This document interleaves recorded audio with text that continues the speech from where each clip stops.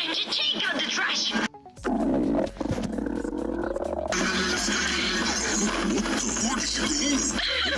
of losers. You cannot even talk. That's what I thought.